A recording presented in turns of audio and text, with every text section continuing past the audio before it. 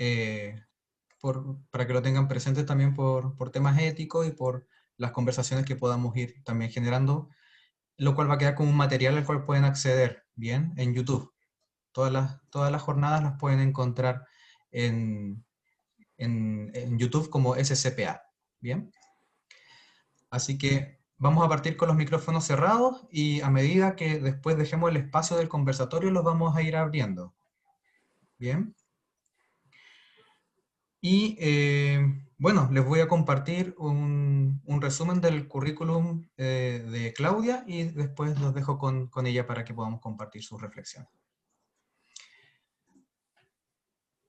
Presentarles a Claudia, Claudia Gress. Claudia es psicóloga clínica certificada como especialista en psicoterapia y supervisora clínica, magíster en psicología clínica, mención psicología analítica y analista junguiana. Es socia fundadora de la Sociedad Chilena de Psicología Analítica, miembro de la IAP, integrante del comité también de formación de la Sociedad Chilena de Psicología Analítica e integrante de la comisión directiva del Comité Latinoamericano de Psicología Analítica, o más bien también conocido como CAP. ¿Sí? Además, comentarles que es docente y supervisora clínica del Magíster en Psicología Clínica, mención Psicología Analítica de la Universidad Mayor, donde imparte las cátedras de teoría y técnica de la clínica analítica junguiana, específicamente todo lo que tiene que ver con los procesos transferenciales, sueños y procesos oníricos en la clínica. Es docente y supervisora del programa de formación de analistas del Grupo de Desarrollo en Perú, y también docente invitada de maestría en psicoterapia, con orientación de psicología analítica de la Universidad Católica de Uruguay. Entonces, dicho eso, y habiéndoles presentado el currículum de Claudia, le dejo la palabra para que puedas compartir tus reflexiones. Bueno, gracias Diego. Y bueno, un gusto estar participando nuevamente de estos conversatorios. Solamente no pude estar en el que dictó Susana sobre la sombra, pero he seguido como con mucha atención y participación todos los otros, ¿no? Y veo que también la mayoría de los que estamos presentes hoy día hemos seguido este recorrido por el volumen 10 y algunos de sus capítulos principales. Les quiero contar, antes de adentrarnos en el texto, de que cuando recién se iniciaron como las inscripciones para participar y hacerse cargo de alguno de los temas, que fue más o menos en abril de este año, a mí me pareció este capítulo súper interesante, ya que estaba en ese momento como muy imbuida por el presente del inicio de la pandemia, del confinamiento. Estábamos en ese tiempo como redactando con Mario Saiz las reflexiones sobre la pandemia, que, bueno, de la cual aquí se han mencionado en algunas oportunidades y también muchos de ustedes leyeron. Y por lo tanto yo dije, bueno, voy a mandar una propuesta que tenga que ver con el futuro mirado desde abril, cómo será septiembre con respecto a la pandemia. Y bueno, y entonces mandé una propuesta que hoy está un poquito cambiada, porque también tiene que ver con lo que me pasó con el capítulo. Y en ese momento estábamos en las reflexiones y a mí me parecía, creo que lo he comentado también en otras oportunidades, que en las reflexiones que hicimos con Mario, cuando nos vimos en la parte como final del futuro, debatíamos qué, porque estábamos como de acuerdo en esto de la introversión forzada, en fin, pero el futuro a mí me daba la impresión que le faltaba algo. Bueno, estábamos en abril y recién estábamos empezando a vislumbrar lo que era el futuro. Y encontré como parte de una cierta respuesta en este capítulo con respecto al tema de la comunidad, porque ahí en las reflexiones que nosotros hacíamos con respecto al futuro, planteábamos como esto de la conciencia de alteridad.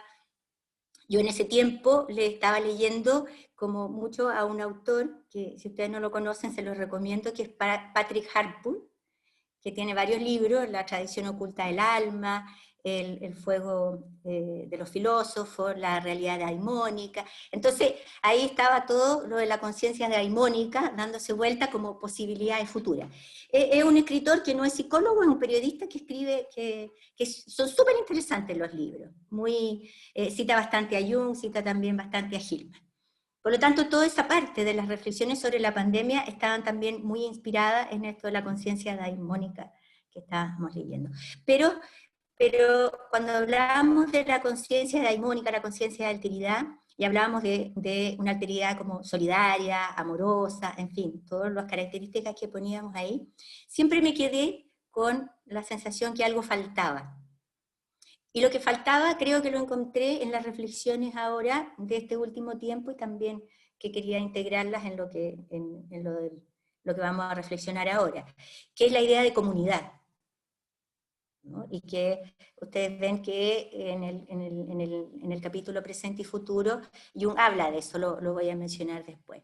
Pero quería hacer como esta introducción, porque no es la propuesta original que hice al comité académico cuando fue en abril, y básicamente porque me pasó que yo dije, ¿qué le habrá pasado a Jung en 1957, que era bastante mayor Jung, y que escribe estos capítulos finales recogidos en el volumen 10? Uno de ellos, que es Presente y Futuro, el otro, que es bastante extenso, que es sobre los objetos voladores, sobre los ovnis, y dos capítulos más que habla como del bien y el mal en la psicoterapia. No, porque Jung en ese tiempo, y ya hacía bastantes años, estaba completamente imbuido en los textos alquímicos. A partir de 1933, 34, Jung se dedica básicamente a escribir los libros sobre alquimia, y particularmente a partir de 54, 55, está escribiendo, que es lo último que escribe, Mysterium Conjunctionis.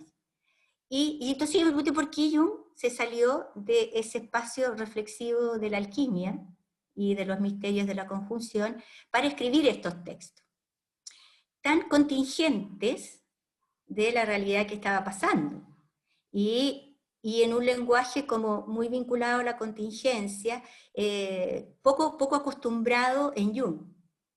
Entonces yo dije, bueno, me voy a salir un poco como de lo que había pensado compartir sobre la pandemia, y voy a tratar de aterrizar como en la contingencia del año 57 de Jung, pero también el 2020 de Chile, y también porque hoy, que es 25 de septiembre, estamos a un mes de un evento que en Chile va a marcar cuál es el plebiscito.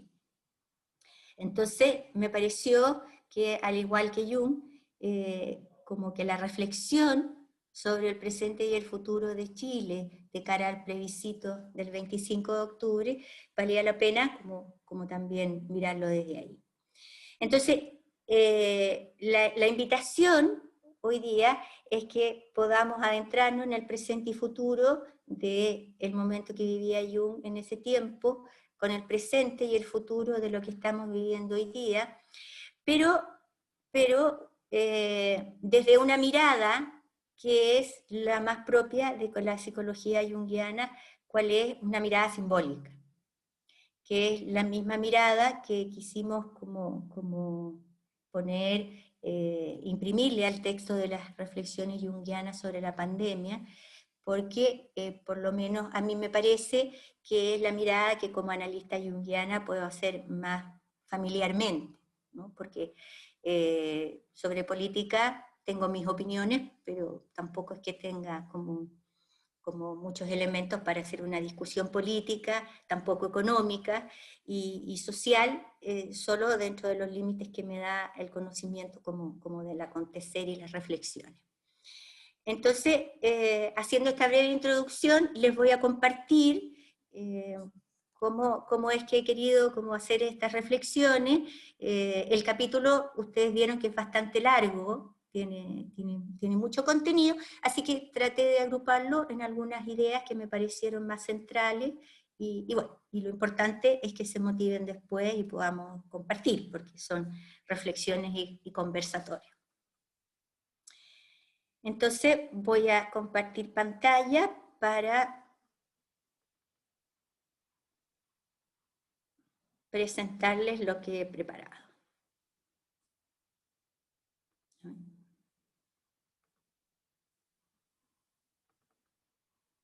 ¿Ahí sí?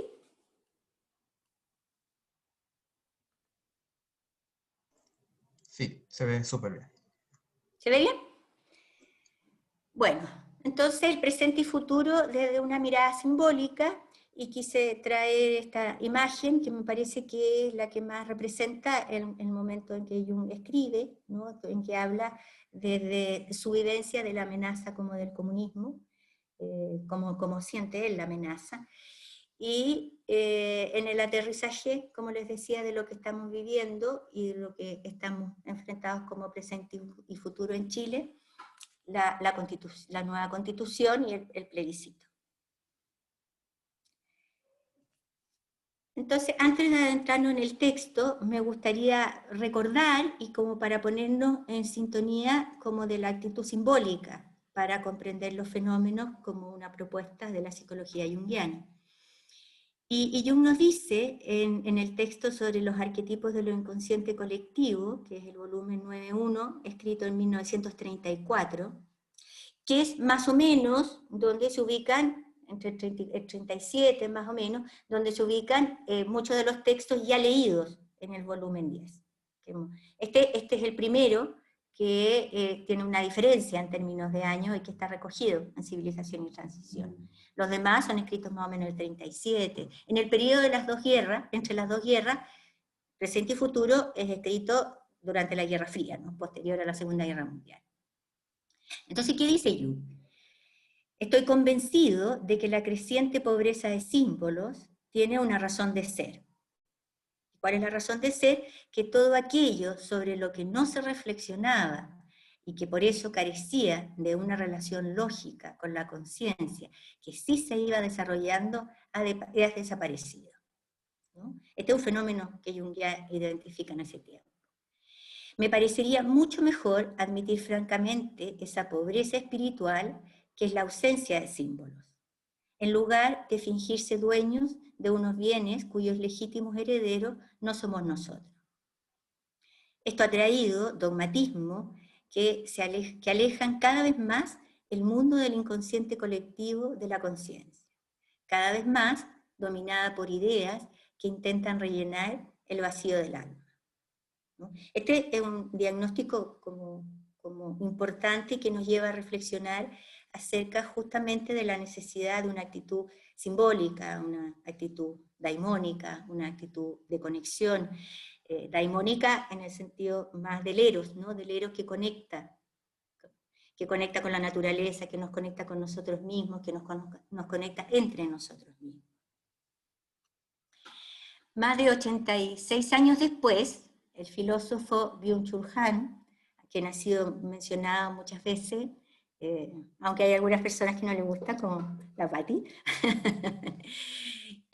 pero que realmente ha mostrado una gran capacidad para captar el espíritu de los tiempos, y en eso hay que reconocerle como esa finura que a lo mejor también tuvo Jung en su tiempo para captar el espíritu de los tiempos y el espíritu de la profundidad, pero en la aproximación filosófica, sociológica de Byung-Chul Han, puede captar ese espíritu.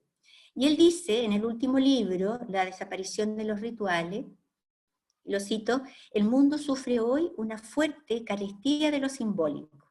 Fíjese que es lo mismo que estaba diciendo Jung hace mucho tiempo atrás. Los datos y las informaciones carecen de toda fuerza simbólica y por eso no permiten ningún reconocimiento. En el vacío simbólico se pierden aquellas imágenes y metáforas generadoras de sentido y fundadoras de comunidad, que eso es el aspecto de lo que podemos pensar como lo más colectivo, ¿no? De comunidad entre nosotros, pero obviamente que si queremos tener una mirada simbólica, tenemos que hacer la lectura de lo individual interno y externo, lo colectivo, interno y externo. Bueno, la comunidad que da estabilidad a la vida. Disminuye la experiencia de la duración y aumenta radicalmente la contingencia. Esa contingencia que algunos de los que compartimos en el WhatsApp de la SCPA, me parece que está muy ligada a las reflexiones que habían surgido del documental del dilema de las redes sociales, y la peligrosidad de informarnos a través de las redes sociales, ¿no? Que me pareció que en el documental estaba ahí como muy bien mostrado. La inmediatez de la contingencia que no da el tiempo de la reflexión, el tiempo de lo que después veremos, esta doble mirada, ¿no? Como de la conciencia, pero también de lo inconsciente. Y que espero que también podamos reflexionar, ¿no? Como aporte, como reflexiones sobre ese documental. Bueno, cuando Jung intenta una definición, en el volumen 6, donde está ese apartado de las definiciones, Jung señala una forma de ver las cosas para la que una expresión simbólica es la mejor formulación posible de una cosa desconocida, y por tanto una formulación que de momento no puede representarse con más claridad ni precisión, es simbólica. Esta es una definición como un poco enredada, parece casi como un trabalengua, pero esconde justamente la riqueza de lo simbólico y de la mirada simbólica y de la actitud simbólica. Porque de lo que estamos hablando acá es de la posibilidad de mirar más allá y descubrir como el misterio que se esconde en eso. Para lo cual necesitamos desarrollar una actitud de la conciencia, que es algo que Jung ya lo mencionaba en el 34, y también Byung-Chul Han ahora más en el 2020, hemos perdido como posibilidad de comprensión. En esto que es muy literal y por lo tanto genera una polarización en la comprensión. No reunión, sino que polarización. Bueno, muchos objetos, expresiones, hechos o evidencias despiertan espontáneamente una mirada simbólica, ya que presentan eso desconocido o misterioso, que podrían ser los fenómenos sincrónicos o los símbolos universales, ¿no? Que la conciencia rápidamente adopta una actitud, ¿no? Cuando nos ocurre algo, o cuando ocurre, por ejemplo, la irrupción de la pandemia, como uno dice, bueno, pero ¿cómo comprendemos esto? Tenemos que comprenderlo simbólicamente, porque no hay otra mejor forma posible para comprenderlo en este momento y que nos pueda dar toda la riqueza en lo bueno y en lo malo que tiene lo que está ocurriendo como hecho o vivencia. Entonces los símbolos, dice Jung, que no tienen ese efecto por sí solos, o bien están muertos, es decir, han sido ya sustituidos por una mejor formulación, en ese sentido están muertos, ya como que es necesario que prestemos atención a otros, ¿no? Esa es la idea del símbolo vivo. O bien son productos cuya naturaleza simbólica depende en exclusiva de la actitud de la conciencia que los observa. A esta actitud, que concibe lo fenoménicamente dado como un símbolo, podemos llamar la actitud simbólica. Esta es lo más cercano a una definición que hace Jung de lo simbólico y sobre todo de la actitud simbólica de la conciencia. Con ella, entonces, el símbolo vivo, que está preñado de significado, puede ser dado a luz. Entonces, esta es la riqueza de la aproximación simbólica, que tal vez para muchos de los que estamos participando hoy en esta reflexión y en este conversatorio, lo podemos ver en el trabajo clínico, a través de la elaboración simbólica, y podemos percibir claramente cuando ese símbolo, que está vivo, y fíjense que lo vivo del símbolo está caracterizado por esto de que está preñado de significado, que es una imagen muy, muy bonita, ¿no?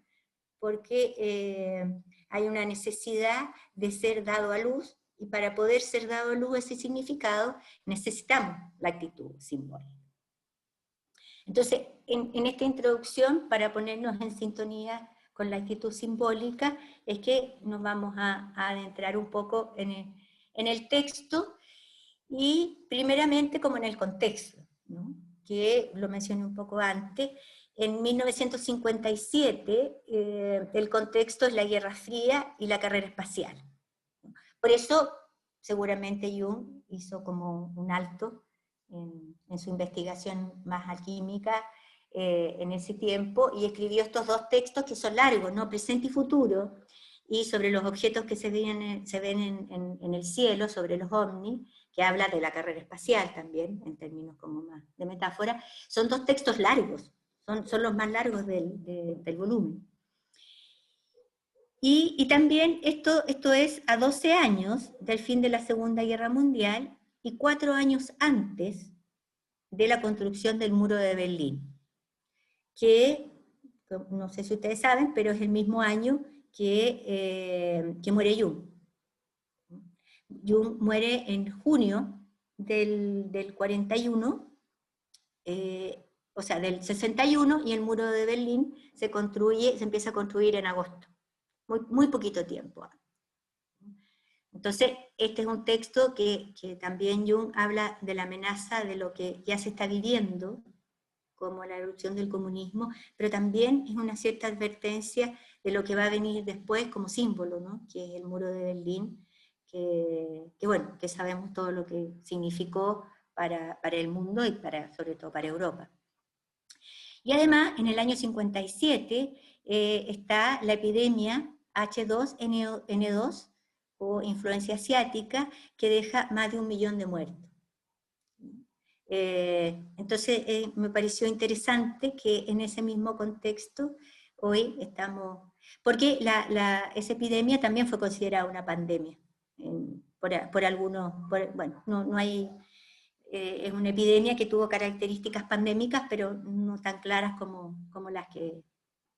Y que me da la impresión de que hoy con el COVID vamos alrededor de 1 millón de muertos. No sé cómo la cifra exacta, pero andamos por ahí. Creo que la última cifra que busqué el otro día se acercaba, ¿no? Se acercaba, era casi 1 millón de muertos. Bueno, en la introducción a la edición en español, Enrique Galán destaca presente y futuro y un mito moderno sobre las cosas que se ven en el cielo, como las expresiones de un hombre solo. Había muerto Emma en 1955, que no deja de atender a los fenómenos colectivos. La primera, la que nos convoca hoy día, un alegato a favor del individuo y su experiencia contra las instituciones, sean las confesiones religiosas o el Estado. Me parece que acierta muy bien Enrique Galán como en el meollo del texto. Y la segunda, un estudio del rumor visionario sobre los ovnis. ¿Ya? Él lo destaca en la introducción. Bueno, en palabras de Jung, que están al final de las reflexiones, pero que a mí me pareció importante ponerlas al comienzo, él dice: permítase, por lo tanto, a un médico que durante su larga vida se ha preocupado de las causas y las consecuencias de los trastornos anímicos, con toda la modestia que corresponde a un individuo, exponer su opinión en relación con los problemas que plantea la actual situación del mundo. No me incita un optimismo excesivo, ni estoy imbuido de grandes ideales, sino únicamente preocupado por el destino.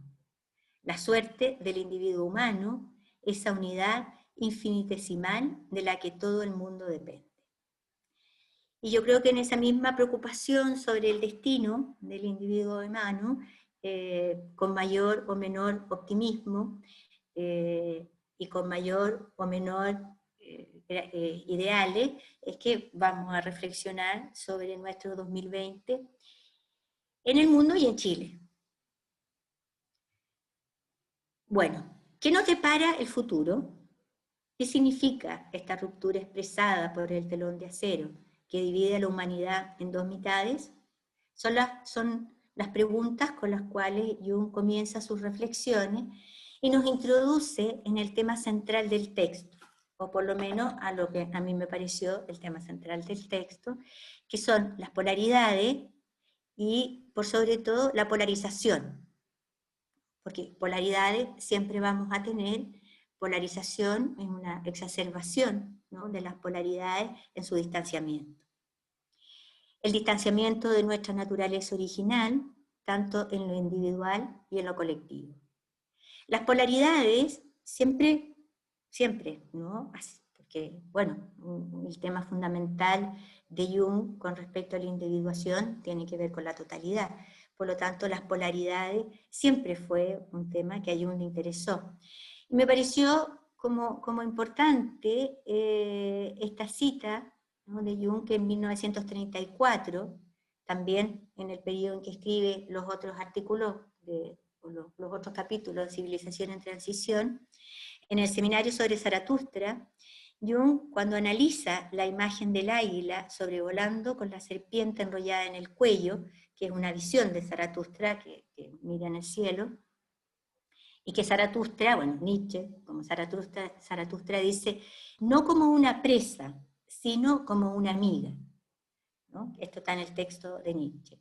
Y ahí señala Jung, aparentemente la antigua disociación moral ha perdido su importancia cósmica y ha surgido un nuevo problema, el problema de la reconciliación de los pares de opuestos. El cuerpo representado por la serpiente es elevado de la tierra.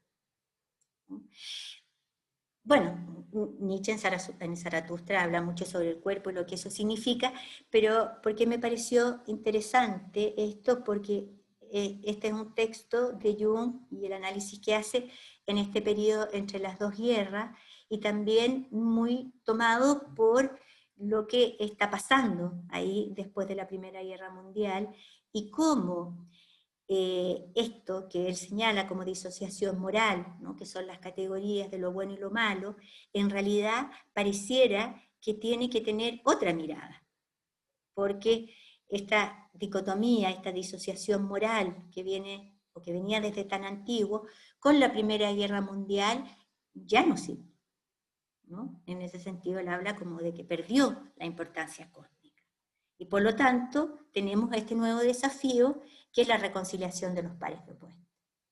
Entonces, esto que señala Jung en ese momento, como un tema central y como desafío en ese periodo, en ese contexto, es lo que también podemos ver post la Segunda Guerra Mundial, ¿no?, donde obviamente el hombre volvió a entrar en esa misma dinámica de guerra y de polarización.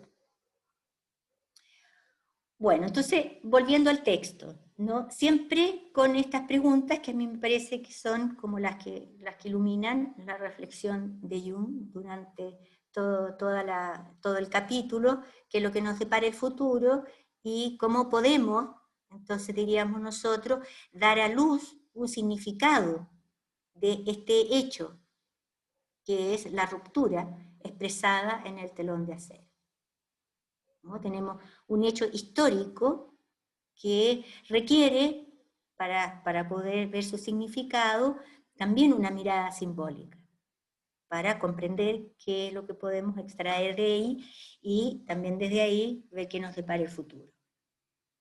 Entonces en el texto él señala, si el Estado de Derecho se debilita, la masa sofocará la lucidez y reflexión del individuo, conduciendo por lo tanto forzosamente a una tiranía doctrinaria y autoritaria, ¿no? Acá está como el eje central de la reflexión, ¿no? El Estado de Derecho se debilita y la masa, ¿no?, como un ente informe, sofoca la lucidez y la reflexión del individuo. Esa es la gran amenaza que ve Jung en el comunismo implantado en ese momento después de la Segunda Guerra Mundial, como amenaza. La argumentación, porque si el Estado de Derecho se debilita y la masa sofoca la lucidez y reflexión del individuo, de lo que estamos hablando es que esto se polariza. Y el individuo, que tendría que ser el protagonista del movimiento, pasa a tener una importancia totalmente secundaria. Entonces la argumentación racional, dice Jung, solo es posible y prometedora mientras la emocionabilidad de una situación dada no sobrepase cierto punto crítico. Si la temperatura afectiva supera ese nivel, cesa la posibilidad efectiva de la razón, sustituida por eslogan y quimeras de la imaginación desiderativa, es decir, una especie de estado de obsesión colectiva que se desarrolla progresivamente hasta convertirse en epidemia psíquica. Fíjese cómo la potencia, ¿no?, de esto que señala Jung, como un fenómeno social, cultural, pero que también es un fenómeno que nos arrastra en nuestra conciencia individual, ¿no? La conciencia como eje central de la racionalidad que permite, con el adecuado fuego de la emocionabilidad, tener una apertura comprensiva, ¿no?, posible, prometedora, como dice Jung. Pero si esto se sobrepasa, todo lo que se sobrepasa genera un potencial conflicto y más dificultad de unificación. Entonces, ¿cuáles son los cuatro ejes que quise tomar yo en la reflexión para adentrarnos en esas preguntas? El primero son los límites del conocimiento científico para la comprensión del individuo, que sería como el autoconocimiento, ¿no? Que ahí él habla como del autoconocimiento como más desde la razón, y obviamente que el autoconocimiento diferente, que es el que va a mencionar después, que tiene que ver con lo general del promedio versus lo individual. El segundo punto es el Estado dictatorial y la religiosidad confesional en contraposición a la idea de comunidad y comunismo. El tercero, el abismo entre creer y saber, la cosmovisión y un modo de ver psicológico como una posibilidad diferente, y la importancia del autoconocimiento, que no es este de promedio general, sino que mirando desde el interior. Bueno, en el primer punto, señala Jung, si quiero comprender al individuo, debo dejar a un lado todos los conocimientos científicos del hombre promedio. Y esto es importante, porque los conocimientos científicos nos ayudan, pero si nos ubican en los promedios, ¿verdad?, es difícil que podamos comprender. Entonces, son los conocimientos científicos del hombre promedio a los cuales tenemos que renunciar, y a toda teoría, a fin de poder plantearme el problema del otro y sin prejuicio. La tarea de la comprensión solo puedo emprenderla con la mente vacía y libre, mientras que el conocimiento humano requiere todo posible saber acerca del hombre en general.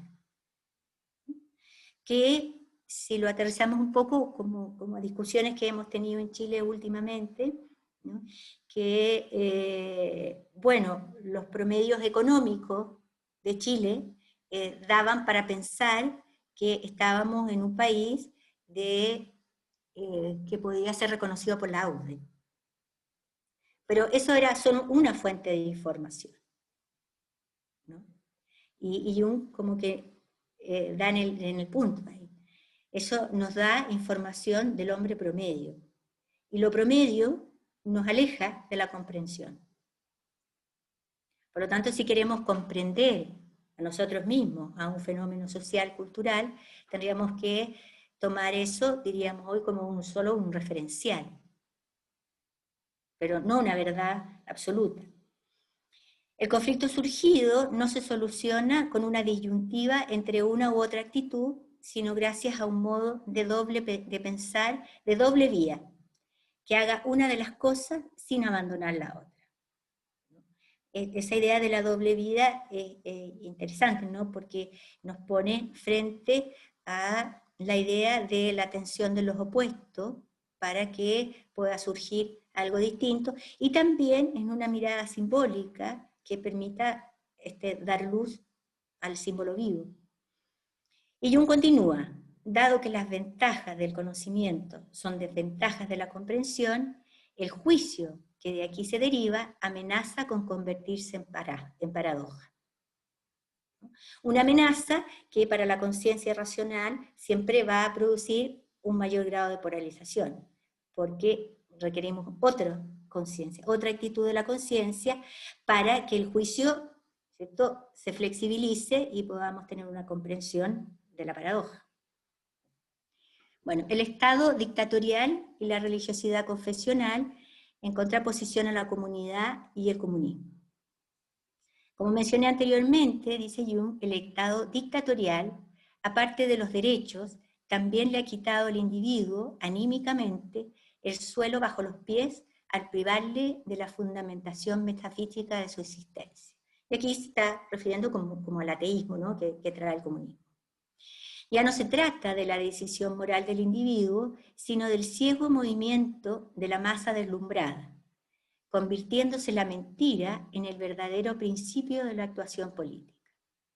El Estado ha extraído las últimas consecuencias, como muestra indiscutiblemente la existencia de millones de esclavos estatales desposeídos de todo derecho. Una declaración que a mí me parece como política, como de tomo y lomo, ¿no? Los dos bandos, y aquí introduce también a la religiosidad confesional, el Estado dictatorial y la religiosidad confesional, refuerzan especialmente la idea de comunidad. Tal vez donde a mí me iluminó más lo que podría ser el futuro, ¿no?, desde las reflexiones sobre el pandemonio. Este es el ideal propio del comunismo, que se le ha impuesto al pueblo hasta producir todo lo contrario del efecto deseado, a saber, una desconfianza disgregadora. Del otro lado se presenta la Iglesia, con no menor insistencia como el ideal de comunidad.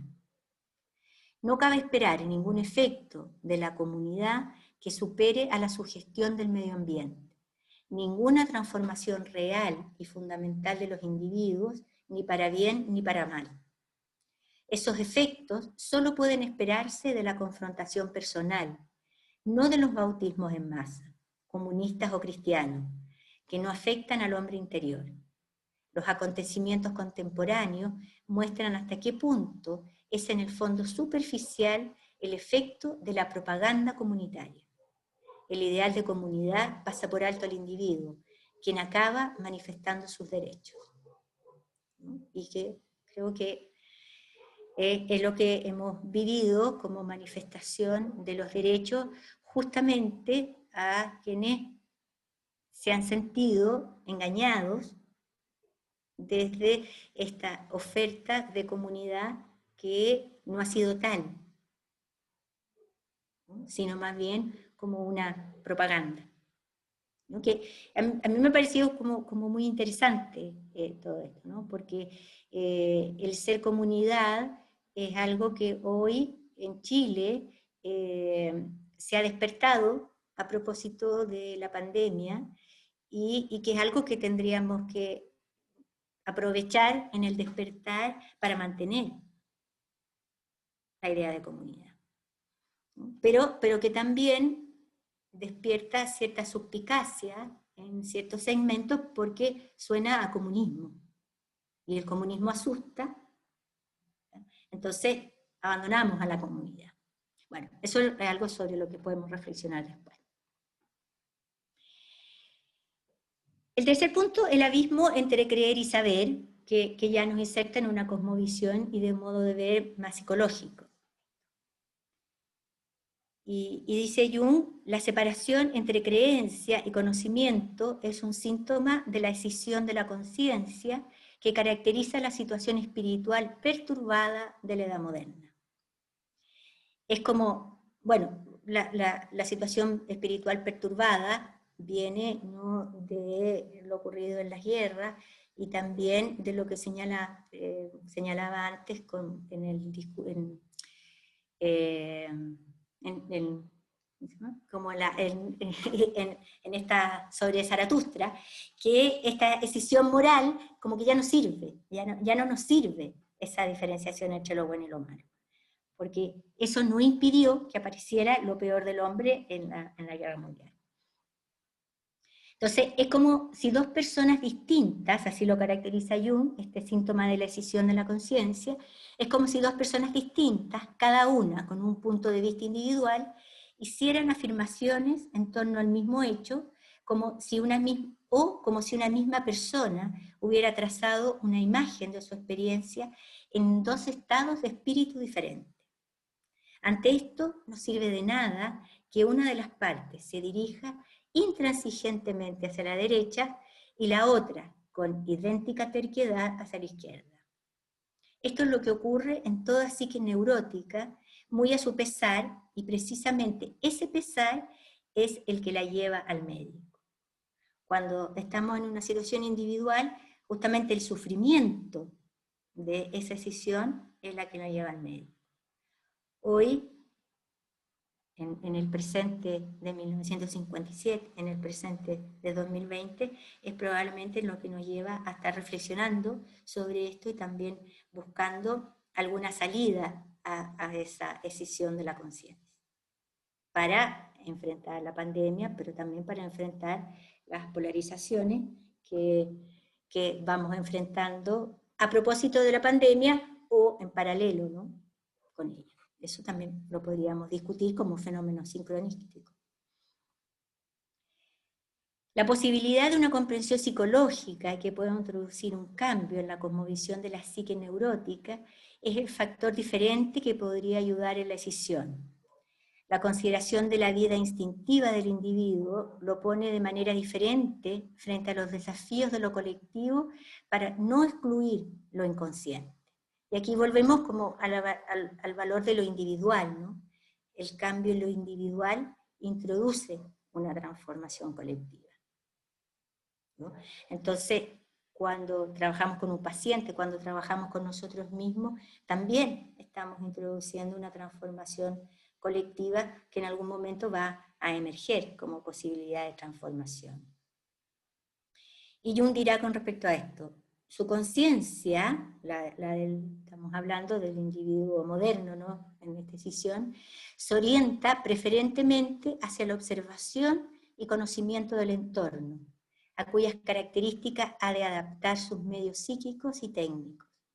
Las tareas que de este modo se le imponen son tan exigentes y su cumplimiento tan ventajoso que, por así decir, se olvida de sí mismo al centrarse en ella. Es decir, pierde de vista su originaria naturaleza instintiva y coloca la concepción que tiene de sí mismo en el lugar de su verdadero ser.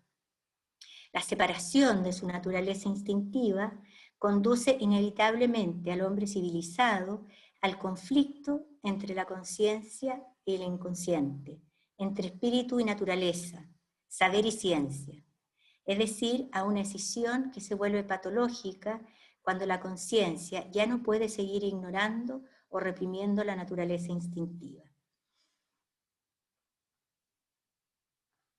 Aunque hace medio siglo, dirá Jung, conocemos la existencia de un inconsciente opuesto a la conciencia y que esta realidad psíquica influye en la conciencia, seguimos actuando como si esto no existiera, como si no se tuviera una naturaleza doble, sino sencilla. Sencilla como creemos que es la conciencia, ¿no? En consecuencia, se imagina a uno ser inofensivo, razonable y humano. No se desconfía de los propios motivos, ni se plantea la pregunta de cómo se comporta el hombre interior respecto a lo que hacemos exteriormente. Se considera lo psíquico como aire vacío, ¿no?, que es una imagen muy potente, pareció. Debería ser, por tanto, digno de nuestra mayor atención, sobre todo hoy, cuando la suerte del futuro no depende de animales salvajes, ni de catástrofes naturales, ni de epidemias que se extiendan por todo el mundo, sino única y exclusivamente de los cambios psíquicos en el hombre, ¿no? Esto probablemente Jung se refiere a la posibilidad de que en esta guerra fría alguna persona que, tomada por quién sabe qué complejo, apretara el famoso botón que destruiría el mundo, ¿no? Hoy no lo pensaríamos así, pero tendríamos que, en una mirada más simbólica, cuáles serían los cambios psíquicos de los seres que gobiernan, que tienen el poder para que la humanidad definitivamente desapareciera, ¿no? Que es una reflexión que hoy podemos y tenemos que hacer, toda vez que tenemos líderes mundiales que están permanentemente mostrando que sus cambios anímicos, así como podríamos llamar ahora, ponen en peligro el equilibrio, que a veces parece un juego, pero que claramente un juego puede tener consecuencias fatales. Bueno, y el último punto del texto, la importancia del autoconocimiento y la mirada desde el interior, lo que en nuestra época se le presenta en gran parte como sombra y como inferioridad de la psique humana, contiene algo más que lo meramente negativo. Ya el simple hecho de que mediante el autoconocimiento, es decir, mediante la investigación de la propia alma, se tropiece con los instintos y su mundo de imágenes podría arrojar alguna luz sobre las fuerzas que dormitan en el alma. Mientras rara vez se repara en esto, mientras todo anda bien.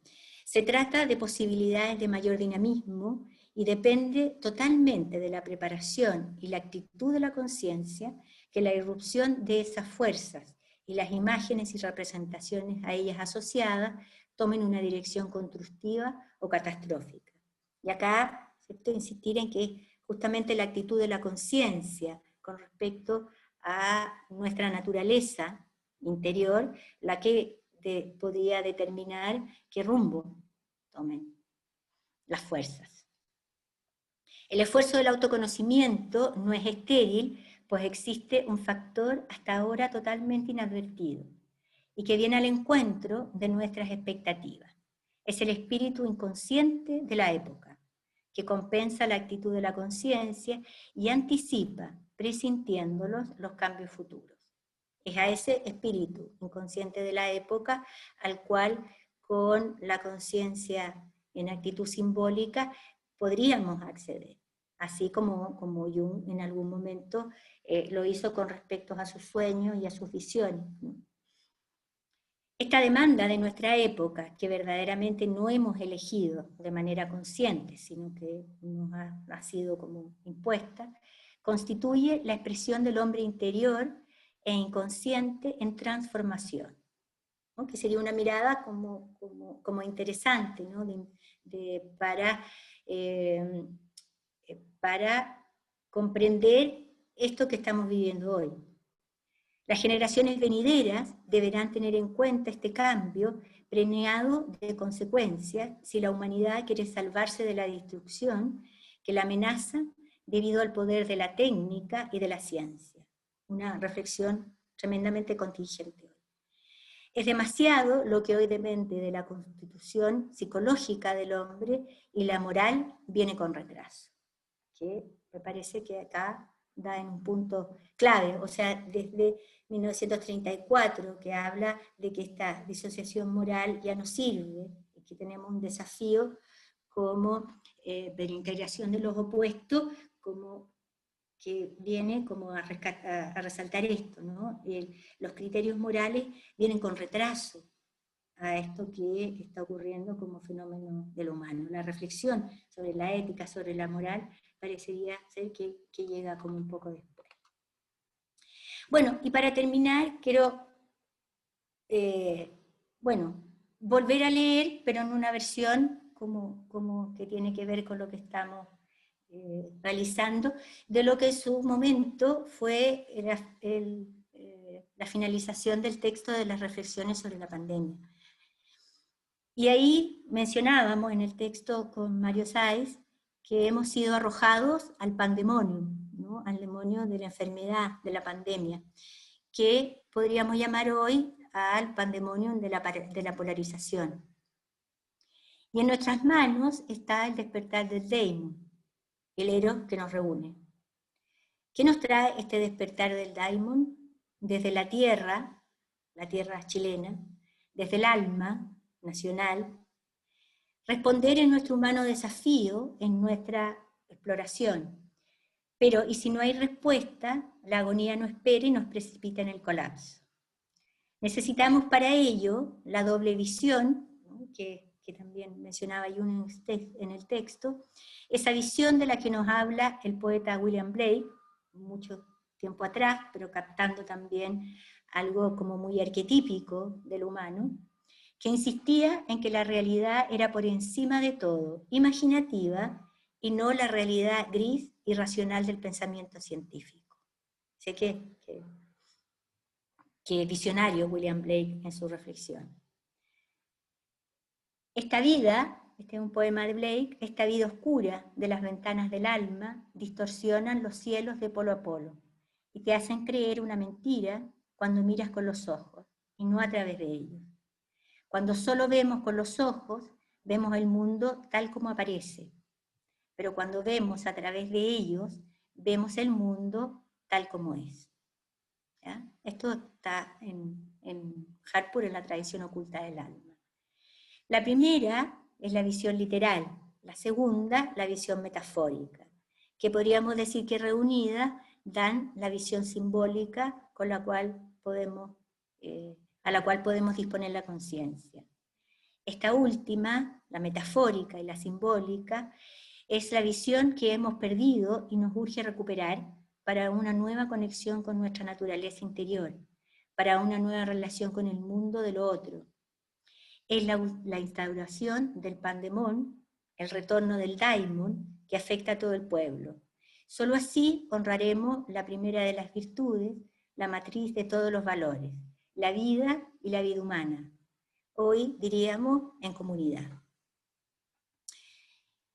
Y al igual que en la jornada del año pasado, en que reflexionábamos también como en los acontecimientos de octubre de hace un año, y en mi presentación quise terminar con un mensaje de nuestro Premio Nacional de Literatura, el Licura Chihuahilaf, del texto Un recado confidencial a los chilenos. Quise también, ya que citando a William Blake como un visionario, ¿no?, poeta, porque los poetas tienen esa particularidad de ser visionarios, quise terminar con este poema de Licura Chihuahilaf, el tiempo que sueña, que soñamos, que eso nos sueña. La palabra surge de la naturaleza y retorna al inconmensurable azul, desde donde nos alegra y nos consuela. Cuando la palabra cree, imagina, interrogarse, no es sino lo innombrado que la interroga para sacudirla, para desempolvarla, para intentar devolverle su brillo original. ¿Para qué entonces el deseo de decirlo todo? Si como un tejido, el ahora, en el tiempo circular, existe y se completa con las hebras del ayer y del mañana. Así nos dice el tiempo que sueña, que nos sueña, que soñamos. Muchas gracias por el soñar compartido. Super. Muchas gracias, Claudia. Eso, unos aplausos a la distancia. Bueno, gracias. Muchas gracias, Claudia, por esas reflexiones tan profundas también que apelan a consultarnos también sobre nuestra moral y sobre estas polaridades, ¿no?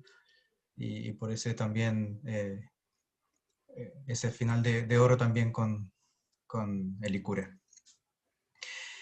Sí, bueno, es un final que nos aterriza en el 2020, en este tiempo, en el Premio Nacional de Literatura, en el reconocimiento también del valor de la poesía mapuche, y cuánto, como, bueno, de perdido hemos tenido eso, ¿no?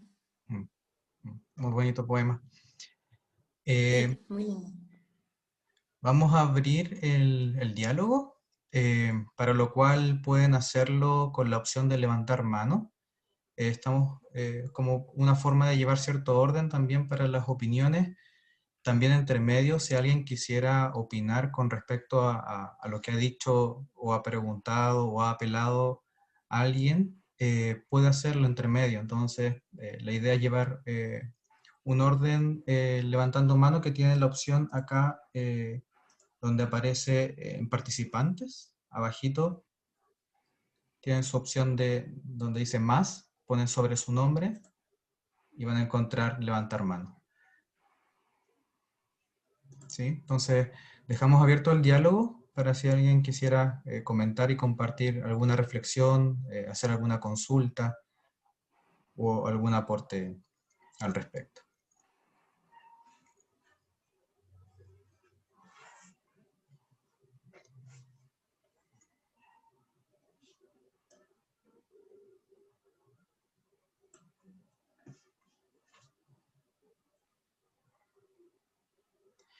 Tenemos,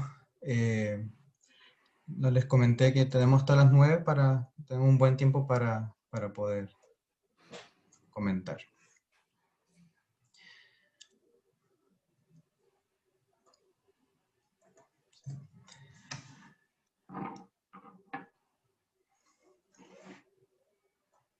Yo ¿Sí? lo dejo como un Como, silencio.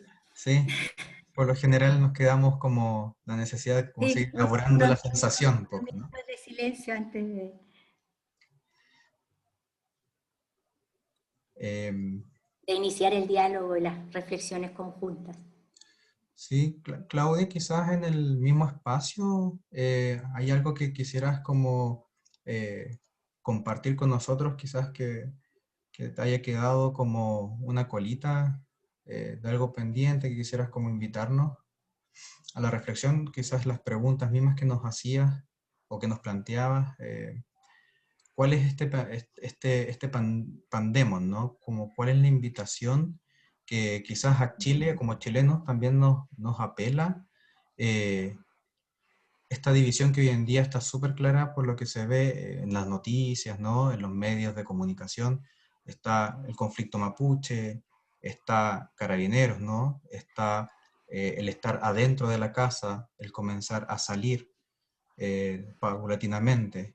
Entonces, hay que preguntarte cómo quizás pudiéramos mirar cuál sería nuestro daimon, ¿no? ¿Qué sería lo que nos pudiera como reunir hoy en día? Que pudiera ser una salida ante las tensiones actuales, ¿no?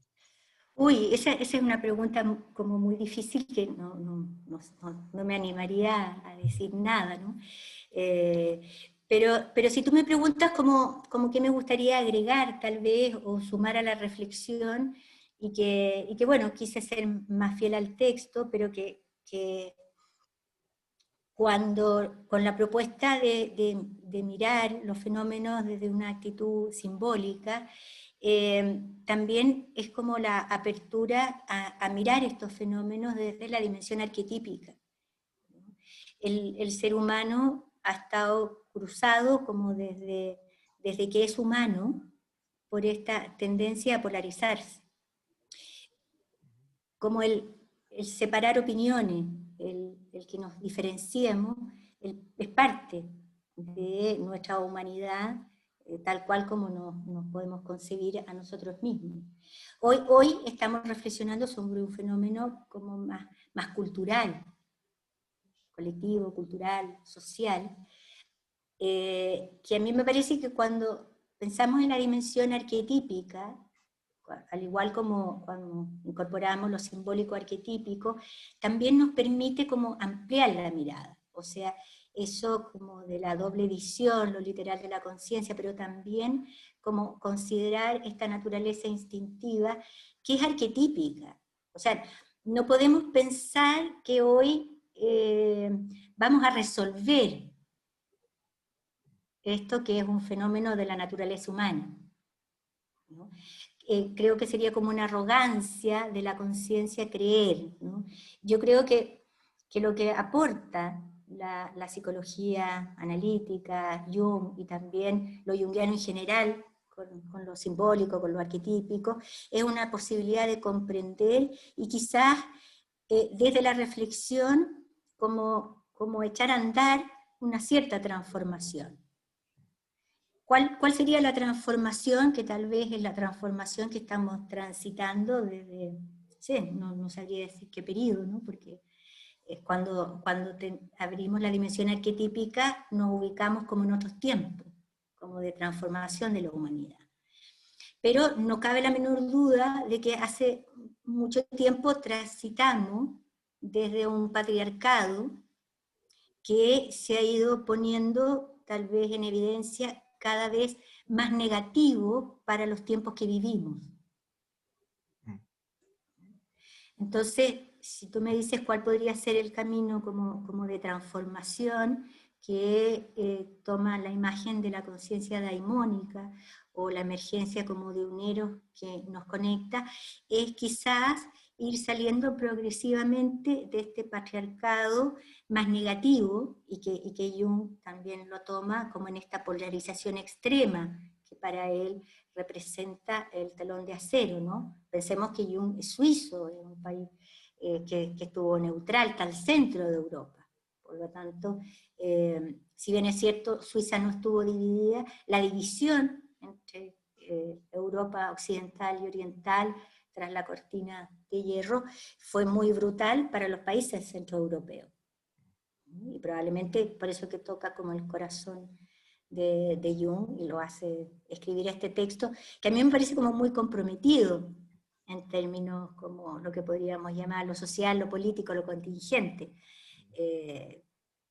como novedoso, pero que también habla de cómo lo debe haber tomado eso como emocionalmente, ¿no? Porque habla como con mucha fuerza. Entonces quizás esa es una reflexión que tal vez como que nos escapa un poco al texto, pero que siempre es importante realizar, ¿no? La dimensión arquetípica de lo humano que tiende a esta polarización, pero que también tiende a la unión, ¿no? Con el patriarcado más negativo nos polarizamos. Necesitamos un patriarcado más positivo que se alíe con lo que podríamos decir la función más del eros, que nos conecta con lo interior, con una dimensión de un dinamismo más matriarcal, que en esa tensión pueda surgir una alteridad, ¿no? Porque la alteridad solo surge en la medida que tenemos en la conciencia la tensión de lo patriarcal con lo matriarcal. No surge sin esa tensión, ni sin como la elaboración de esos dinamismos. Gracias, Claudia. Creo que esa es una dimensión que bueno, y uno la aborda tanto que tal vez tendríamos que como explorar y agregar a lo simbólico, porque cuando decimos lo simbólico, siempre nos vamos a referir a una dimensión arquetípica. Claro. Bueno, ahí hay manos que quieren participar. Ajá. Tenemos a Carolina, Susana y Made. Entonces, Carolina, te dejamos la palabra. Hola, gracias Claudia por tu presentación. Hola Carolina.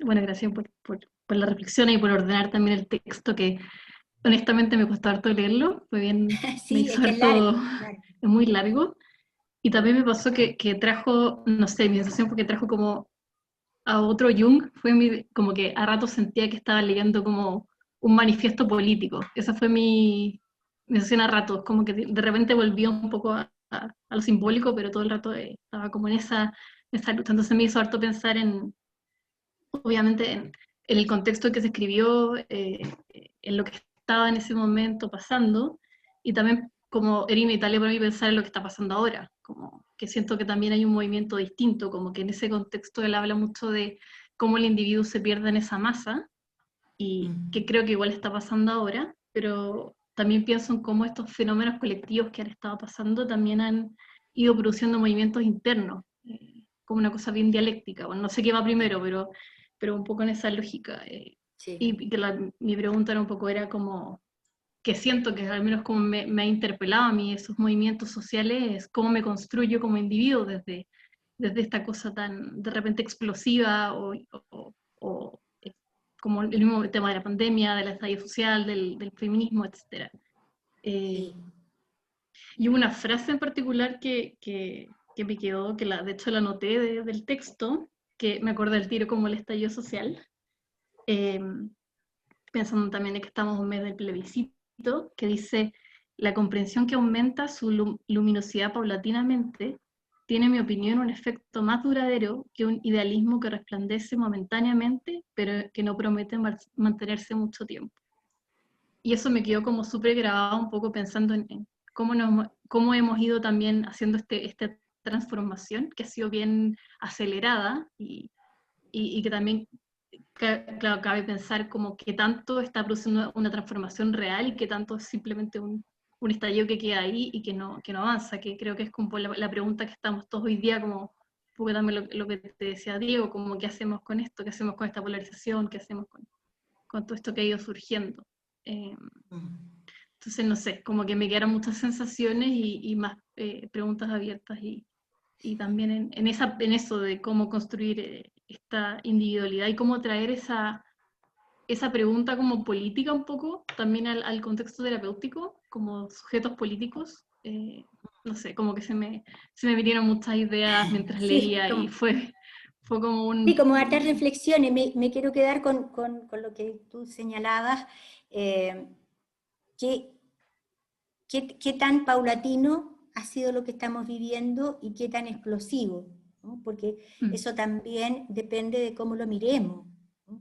Claro. El estallido social es explosivo, pero cómo se gestó el estallido social ha sido paulatino, ¿no? Son varios años, no son, como decía, no son los 30 pesos, son los Son los 30 30 años. años. Yo diría, no son los 30 pesos, tampoco son los 30 años, ¿no? Sino es un movimiento y que ahí ha cristalizado de cierta manera en Chile, pero también es un movimiento como más global, ¿no? Y que probablemente si lo rastreamos desde lo cultural, histórico y también de lo arquetípico, es una necesidad de movimiento que se viene gestando muchísimos años antes, Claro. ¿no? La tendencia es de ponerlo como en eventos históricos, o sea, probablemente los eventos históricos sobre los cuales estamos hoy generando esto, yo podría ubicarlo, por ejemplo, en la Revolución Industrial. La Revolución Industrial nos arrojó al pandemón de la tecnología. Y eso no estamos hablando de 30 años ni de 60 años. Eso es una manera de mirarlo, lo podemos mirar así, ¿no? Desde la Revolución Industrial es que empezamos a tener contaminación en el planeta. Tenemos todas las virtudes de la tecnología y de la revolución industrial y todos los perjuicios, ¿no? Entonces, cuando hablamos de fenómenos como un estallido social que involucra muchos factores, pensar que solo es como la explosión en ese momento, creo que nos pierde como de la profundidad de lo que va transcurriendo. A lo mejor hoy vivimos como el estallido. Para que sea permanente en el tiempo, tiene que seguir la continuidad de la reflexión que se mueve subterráneamente.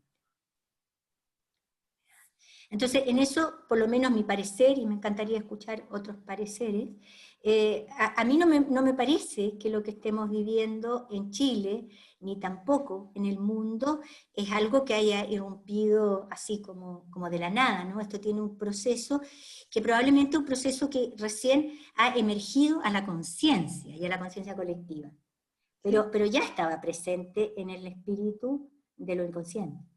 Claro, por eso me hizo un poco de ruido la frase también. Ay, Por se esa me misma... perdió. Es que como que te cambiaste de posición. Por eso me hizo también ruido esa frase, porque claro, entiendo que estos idealismos no es que surjan de un momento a otro, sino que hay una No, cosa que se va gestando. no. Por eso también me quedó tan dando vuelta, como que lo puso un poco de telejuicio esa Claro, afirmación. es que para que emerja con la fuerza que ha emergido el movimiento social en Chile, en otros países del mundo, como ha emergido, porque para mí por lo menos, que es una reflexión como que me parece súper atingente, toda la irrupción que tuvo el movimiento de la Greta Thunberg, como generando la conciencia de que estamos destruyendo el planeta. ¿no?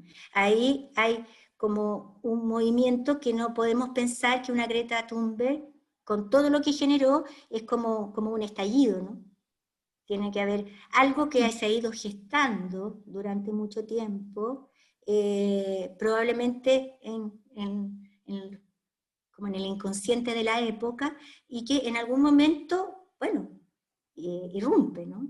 Y nos moviliza, y probablemente después va a venir como un cierto movimiento como más difícil y después se irá a calmar, y ahí es donde depende, siguiendo el texto de Jung, podríamos pensar que depende de la conciencia individual que esto pueda transformarse, se genera una transformación, donde verdaderamente la transformación, lo voy a poner desde el patriarcal negativo, porque la polarización en el régimen totalitario, de izquierda, de derecha, de lo que sea, es la fuerza del patriarcal negativo.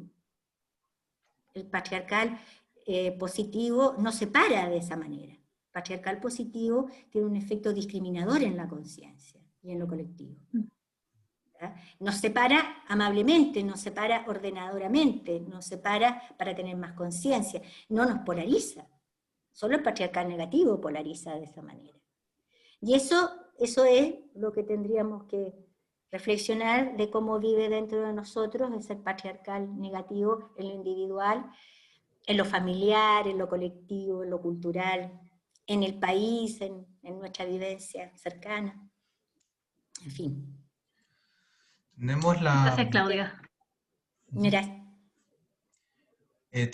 había levantado mano Susana. Susana, te dejamos la palabra. Ya, gracias. Bueno, primero, gracias Claudia por la Hola. presentación. Hola. Hola a todos.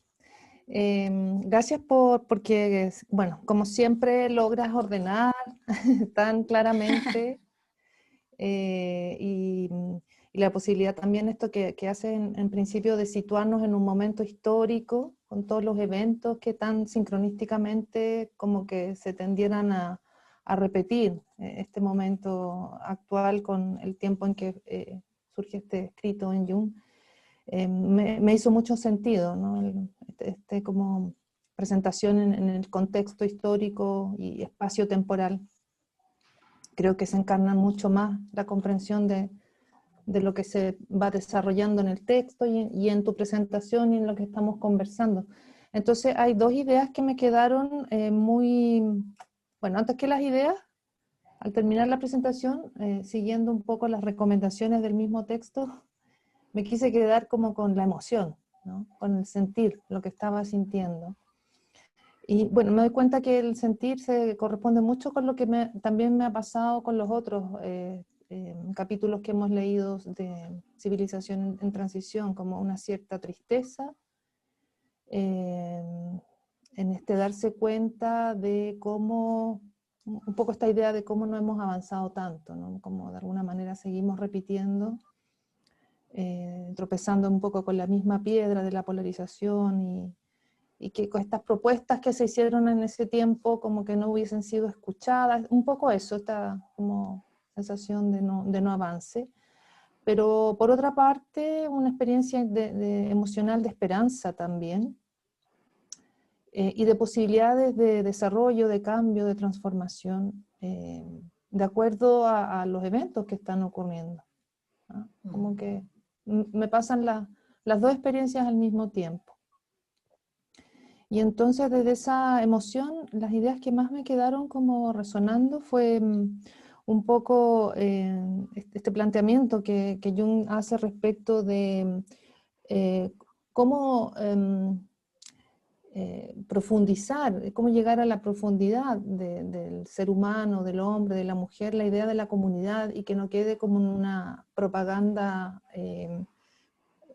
o algo como una superficialidad propagandística, ¿no? Sí, que lo sí. refiere, me imagino, en términos como políticos, pero también puede ser mirado desde la psicología o desde quizás todo lo que nosotros en un momento trabajamos y desarrollamos a partir de la mirada humanista del ser humano, siendo que no, como que no caló en la profundidad, ¿no? Como que nos encontramos de pronto con que había todo un movimiento más polarizado hacia la producción, el consumo, la capitalización del desarrollo, etc. Entonces, ¿cómo llegar a esa profundidad del sentir la comunidad como una posibilidad de desarrollo de la sociedad, de los grupos, de la familia, de la humanidad? Y también la consideración de la vida instintiva, decía, para salvar la decisión del creer y saber, ¿no? Y ahí me queda una pregunta enorme, ¿cómo, de qué manera? Nosotros desde la psicología a lo mejor lo hemos ido mirando desde el autoconocimiento, la profundización en los símbolos, en los sueños, pero no le llega a todo el mundo esto. Es como muy específico, muy reducido, hasta a veces hablamos de elitista. Entonces, me quedé un poco conectando con los símbolos, ¿no? Los símbolos de este tiempo en Chile. Y bueno, me aparece el estallido más que nada, como un símbolo. Pero no es el estallido, finalmente. Como que esta palabra que emergió y tomó cuerpo y se instaló, que es la dignidad. La plaza dignidad, buscar la dignidad. Entonces, creo que ahí, como junguianos quizás, tenemos una tarea de amplificar la dignidad. ¿Qué es la dignidad? Ese sentir humano más profundo de lo que somos y no los números o la posibilidad de ser personas de producción, de consumo, clientes, usuarios, etcétera, ¿no? La dignidad en la educación, en la crianza, poder amplificar ese, yo creo que me da la impresión de que claro, que es una palabra simbólica también, si la podríamos mirar desde esa actitud. Y la plaza dignidad, ¿no? A mí me ha pasado muchas veces como preguntarme qué pasa ahí, qué pasa en ese lugar concreto, en ese territorio, qué habrá pasado históricamente ahí, qué habrá pasado con los incas, con los mapuches, un lugar donde convergen... ¿Cuál será la historia subterránea, ¿no? La corriente subterránea o sea, que se mueve. hay como algo ahí. magnético en ese lugar, ¿no? Las barras Tiene que bravas, haber. ¿no? Se pelean y ahí mismo después se reconcilian y se unen. Ahí hay algo instintivo como de energía psíquica, colectiva, que se convoca. Claro, que ahí yo creo, Su, que justamente como con esa energía, ahí se hace comunidad. Ahí se hace como... Porque hacer comunidad es lo que tú señalas, es como pelear y reconciliarse. ¿verdad? Y claro, que eso es parte como del respeto y la dignidad. El otro día en en un encuentro familiar con más personas como de la permitida, pero bueno, estábamos conmemorando un mes de la muerte de mi papá el 19 de septiembre, entonces como es una familia muy grande y el funeral de mi papá había sido muy reducido por la pandemia, así que nos salimos un poco como de las normas y nos juntamos. Y bueno, y conversamos. Mi familia en general tiene una cierta tendencia política, pero han aparecido como otras voces a medida que la familia se ha agrandado y también en nuevas generaciones. Entonces, en la discusión del plebiscito y el retiro del 10%, en fin, surgió una voz de una de mis hermanas y dice, ay, pero ¿para qué vamos a hablar de política? Si vamos a terminar peleando, qué fome. Entonces surge otra voz de una sobrina, una nueva generación, y dice, pero ¿y entonces cómo vamos a tener una asamblea constituyente si no podemos discutir y pelear? Y me parece, tomando lo que tú dices, que eso tiene mucho que ver con la idea de comunidad. Exacto. ¿no? Que es como una idea de familia ampliada, ¿no? Donde hay diferencias, donde hay diferentes opiniones, donde se pelea y uno se reconcilia. Y donde a veces se pelea y no se reconcilia. También. ¿Ya? Pero se puede convivir. ¿no? Porque, y sumando lo que tú dices como la reflexión sobre la dignidad, porque la dignidad abre la pregunta, que a mí me parece como central, ¿no? Bueno, ¿somos iguales o no somos iguales? Parecen esas conversaciones que uno tiene así como con unas copas de vino, ¿no? ¿Somos iguales o no somos iguales?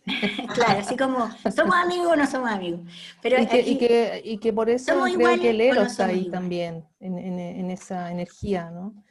Y bueno, para terminar ahí, ya más hacia el símbolo cómo se expresa en lo material, quizás en la tierra misma, la Plaza Dignidad tenía todo el césped muerto, quemado, pisoteado, y ahora está saliendo pastito. Entonces, Está saliendo un pastito nuevo. creo que, claro, que también estos nuevos aires de reencuentro, de naturaleza, de primavera, de plebiscito, puede también ser un símbolo de restaurar esta vida en comunidad de otra manera, o por primera vez incluso, Claro. por primera vez, Sí, para todos. quiero tomar una de las cosas que dijiste, porque hablaste como de lo elitista, ¿no? De la reflexión. Y a mí me parece que justamente la actitud simbólica en la cual nosotros, que somos una élite,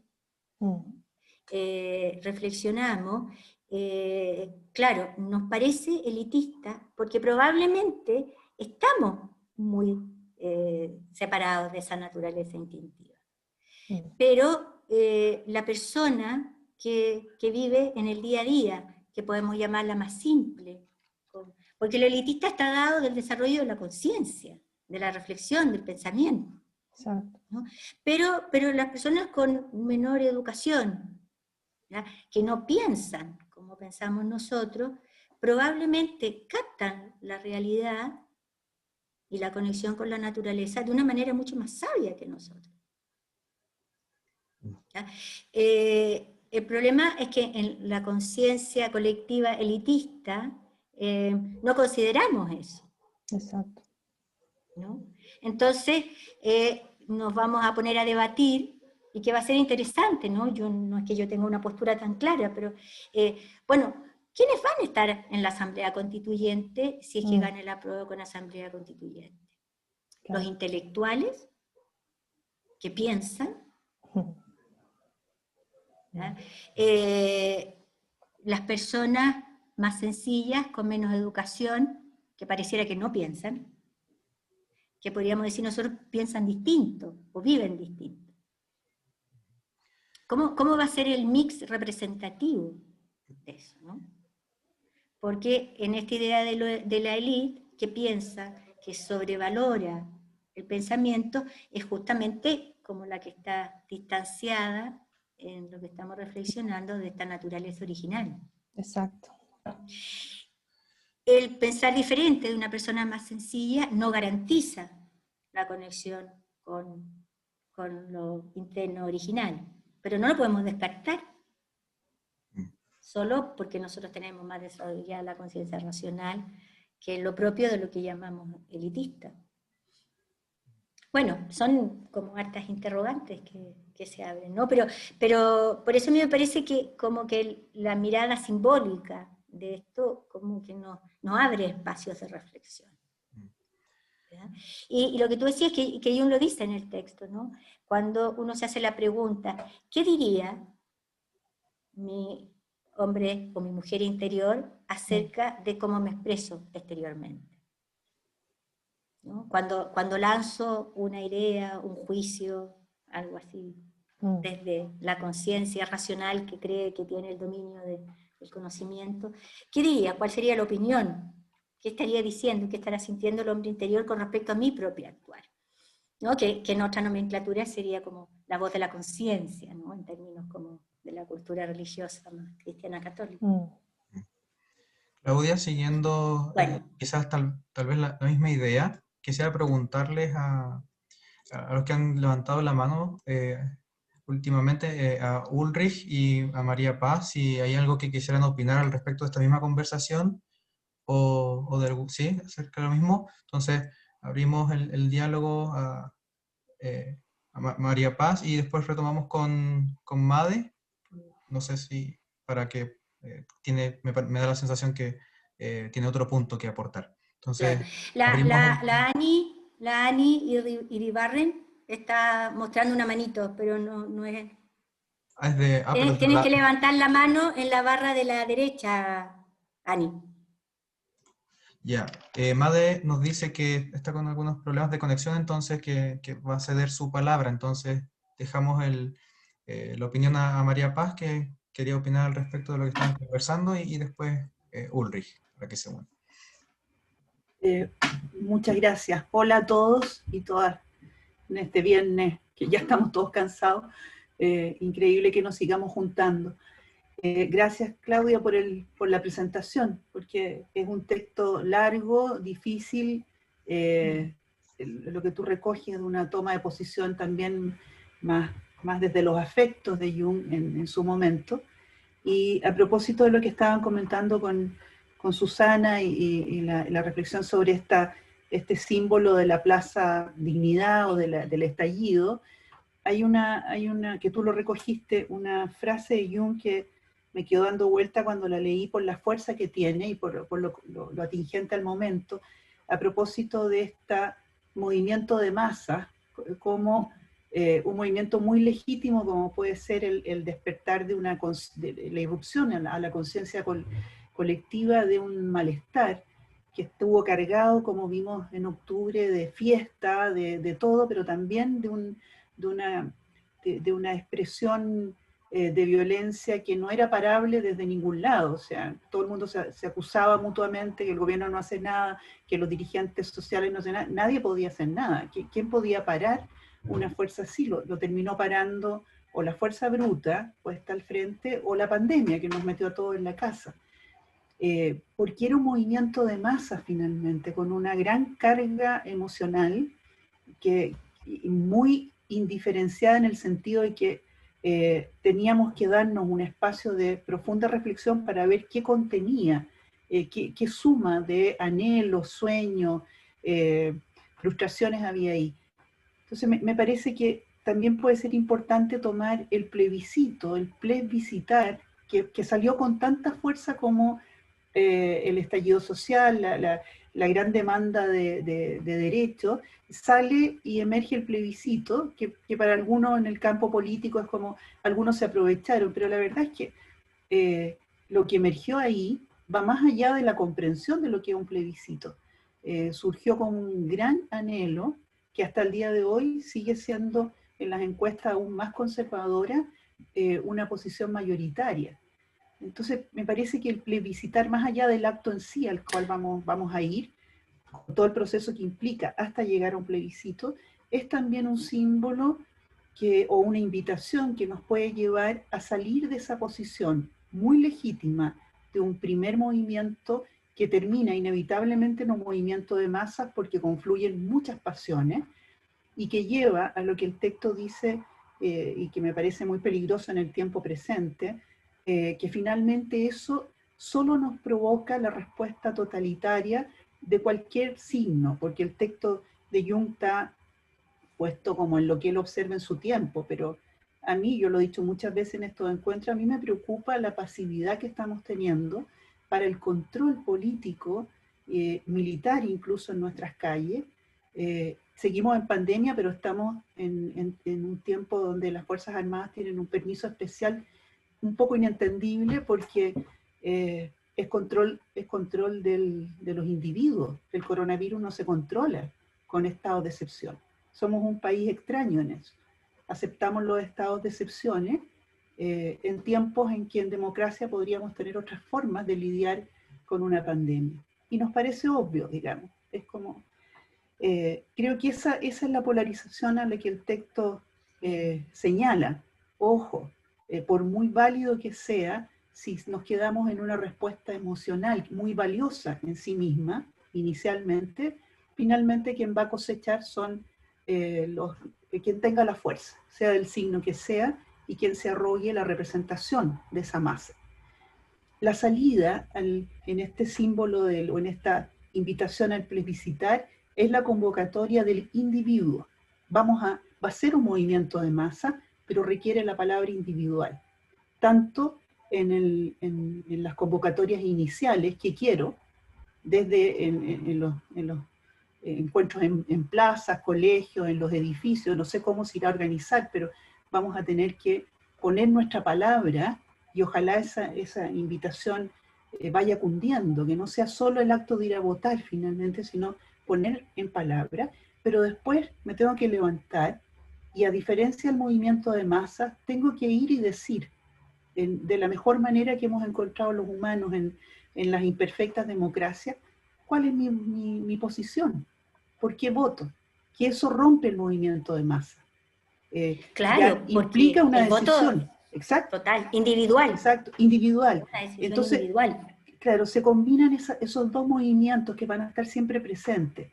El movimiento más pasional que convoca lo masivo y que despierta almas dormidas, pero las despierta a veces inorgánicamente, y después o paralelamente la invitación a este acto racional, pensado, consensuado, deliberado, y donde nos vamos a encontrar con posiciones diferentes, pero que después yo refrendo con un voto. Ese acto de ir, levantarme y decir qué quiero y qué no quiero es fundamental. Si no nos quedamos en estallido, o sea, iríamos. Por eso me parece que esa salida es junto con lo que se emergió en esos momentos, en nuestra historia, el deliberar y finalmente plebiscitar qué queremos, independiente de lo que salga, está más allá de eso. Ese acto es un acto que puede poner conciencia. Entonces, desde ahí me parece que es un símbolo que necesitamos rescatar. El acto de plebiscitar es mucho más que ir a votar, es poner ese grano de conciencia personal en este gran momento transicional en que estamos viviendo. Claro, y que es bien interesante lo que tú dices porque justamente rescata como la dignidad de lo individual. Individual. Porque exacto. Yo de lo que voto yo me apropio. Exacto, me hago cargo. Exacto. Y porque ahí está como el valor diferente de la polaridad, de la polarización. Porque cuando yo voto, yo me pongo en un lugar que es distinto y polar de otro que vota distinto que yo. Claro. Quienes votan rechazo están en un polo, quienes votan apruebo están en otro polo. Ese no tendría por qué ser un problema. En términos como de la dignidad. Exacto. Y también de la posibilidad de plebiscitar y de dialogar. O sea, estamos claros que en un dinamismo de alteridad eso tendría que ser conciliado, eso no existe. Estamos, bueno, ahí yo personalmente creo que la idea de la alteridad es como el paraíso, ¿no? Que siempre estamos yendo hacia allá, pero de alguna manera nunca alcanzamos a llegar del todo. Hay como movimientos, ¿no?, hacia la alteridad, cuando logramos ciertos acuerdos, en lo individual con nosotros mismos, con nuestra conciencia y nuestro movimiento inconsciente, instintivo, y también en lo colectivo, ¿no? A través de un acuerdo social, un acuerdo familiar, un acuerdo como SCPA. Ahí, una vez que hay un acuerdo y se genera como una tensión, ¿verdad?, que se alivia en parte con el acuerdo, pero que no se alivia del todo, porque mi opinión es distinta. Pero son polaridades que caben en una comunidad. Y ahí yo rescato como lo interesante lo que tú señalabas de la masa, ¿no? Porque la idea de la masa está muy vinculada a la irrupción de lo emocional, que no permite que la conciencia racional, que es un logro de la civilización, pueda hacer su aporte eficiente, que pueda decir, mira, a mí emocionalmente esto me carga con respecto a ti, pero bueno, ok, yo sé que no por eso te voy a matar, digamos. Podemos vivir en el mismo país, en el mismo planeta, no tengo que eliminarte, aunque, no sé, la fuerza instintiva diga, yo quiero sacarlo, ¿no? Que es como lo que lidiamos permanentemente con los contenidos sombríos individuales, ¿no? Pero que como colectivo también nos nos toma, ¿no? Y quisiéramos por ahí eliminar a todos los que no piensan como nosotros, porque creemos que así estaríamos como en el paraíso de la alteridad. Pero en realidad el paraíso de la alteridad tiene que tener esa tensión de la polaridad que nos permita como dialogar y también crecer. Pero esa idea del plebiscitar creo que es algo que es como súper valioso, ¿no? Porque es ponernos como en una polaridad, ¿no? Porque acá no tenemos como 5 elecciones, tenemos 2, una de un lado y otra del otro. Y ahí tenemos que dialogar, ¿no? Que es interesante, porque eso rescata dignidad. Rescata dignidad. Claro. Le voy a dar la palabra a Ulrich.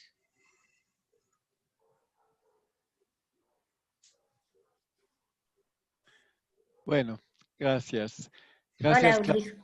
hola, para la presentación y justamente para 2 cosas, para poner el texto en su contorno histórico y para la palabra de la comunidad, porque cuando yo leía el texto me faltaba algo. Yo vivía Jung como se poniendo en esta oportunidad solamente a un lado, al lado del individuo, y esta vez no, logrando la unión de los opuestos.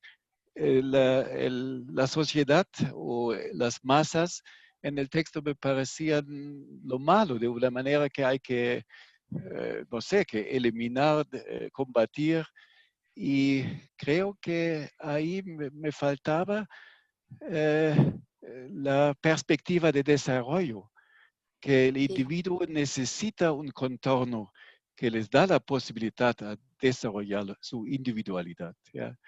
Y ahí me parece que Erich Neumann lo he trabajado más en detalle en su ética, por ejemplo, Claro. que hay fundamentos que podemos tomar de la psicología analítica para una sociedad que sirve al individuo.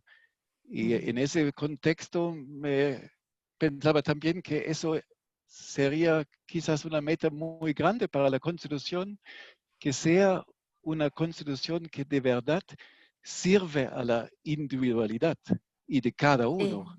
De verdad a una, donde pueden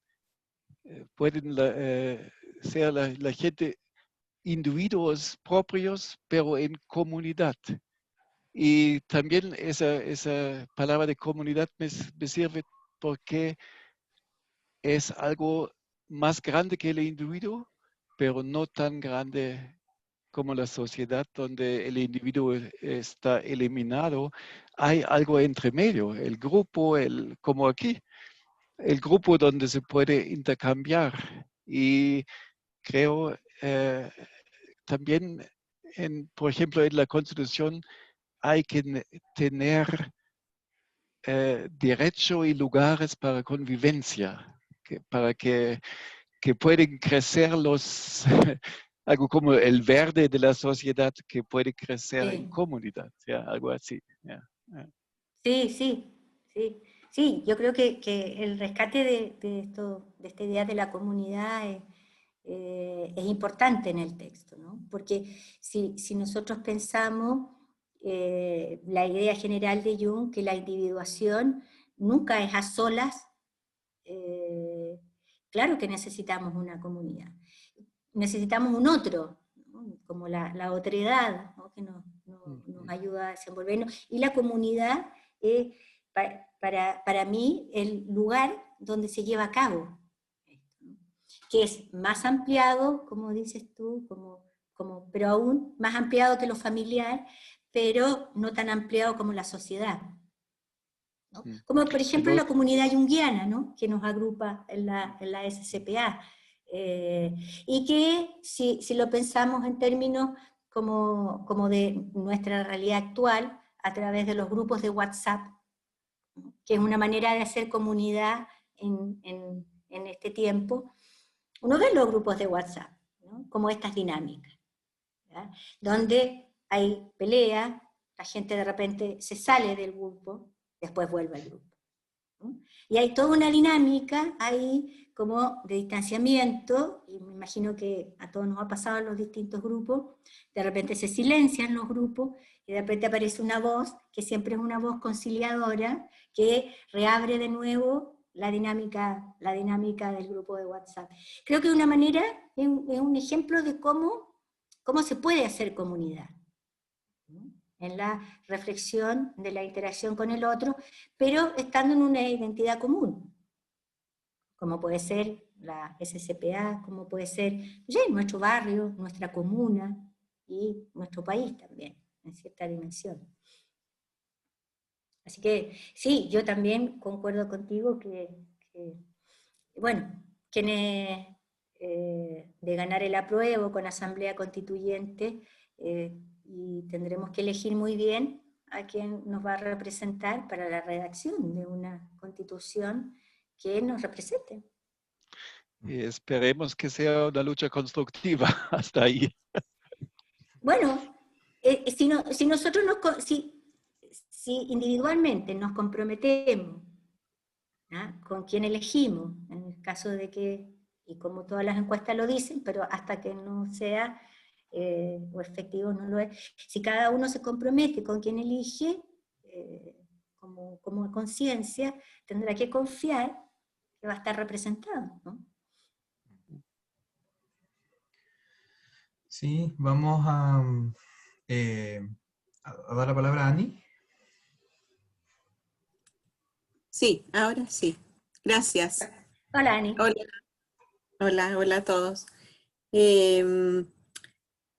Bueno, quería agradecer la oportunidad de escucharlos a todos. Ha sido muy interesante para mí. Y quería retomar lo que había dicho hace poquito Susana con respecto a lo que sucedía en este lugar como de Plaza Italia de la Plaza de la Dignidad. Si es que había algo allí o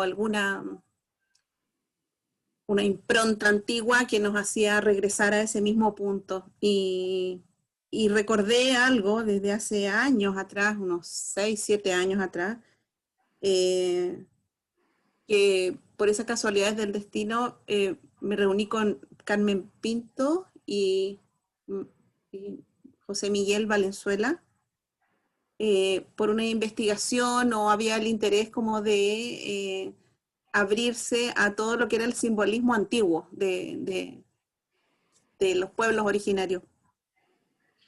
Y conversamos varias cosas, tuvimos una reunión, etcétera, y por esas casualidades del destino, a mí me tocó ir a una charla, a un centro donde se presentaba Patricio Bustamante, que es director de un centro que se llama Huaca, www.huaca.cl, y él es un arqueoastrónomo, arqueolingüista, hay de todo tipo, y se han dedicado a investigar como todo lo que ha sucedido o lo que sucedió en la cuenca de Santiago.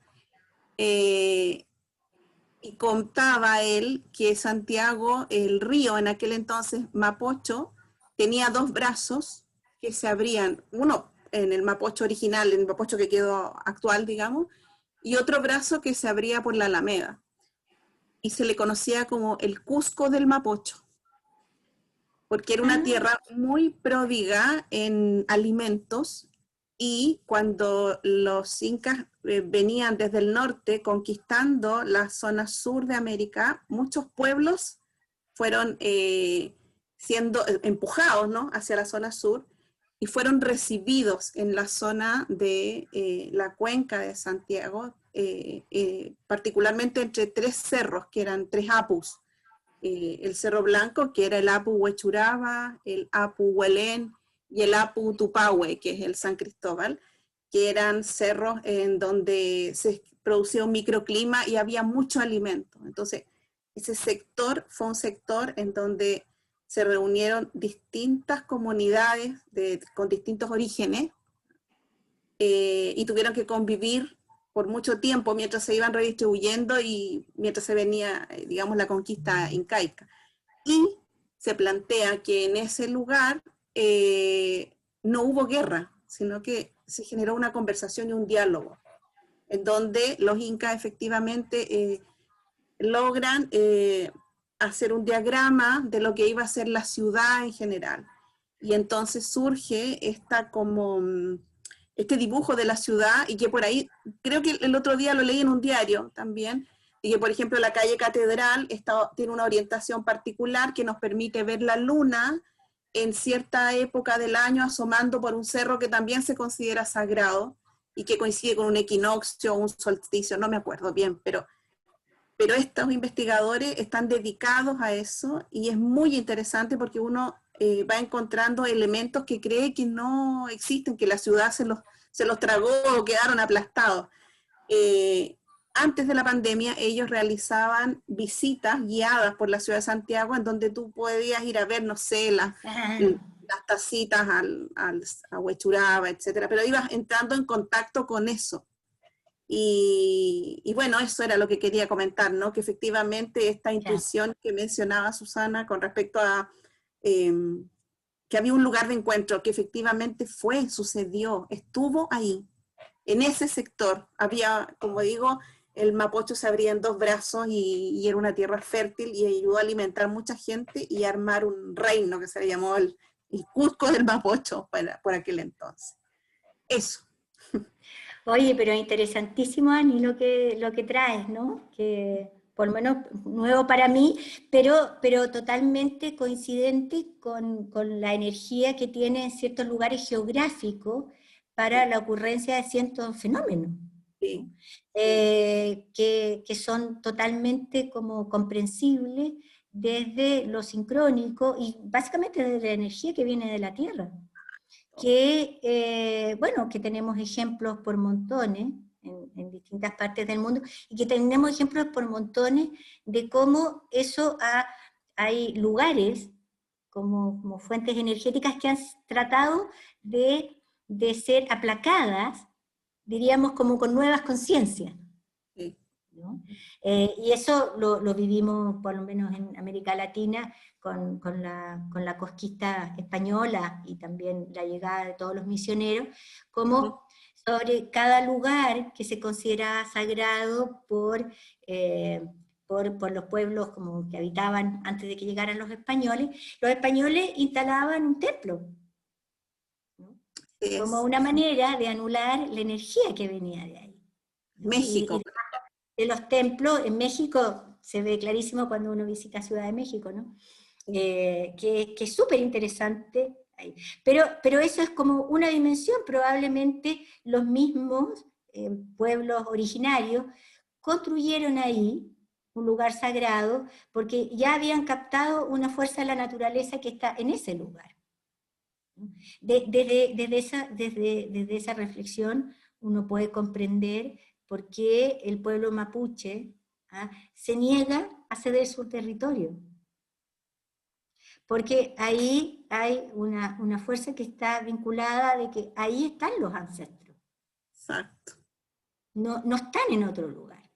Exactamente. O sea, hay lugares geográficos que están cargados de significado y que por mucho que queramos imponer la conciencia racional sobre ello, la construcción civilizada, no lo vamos a erradicar.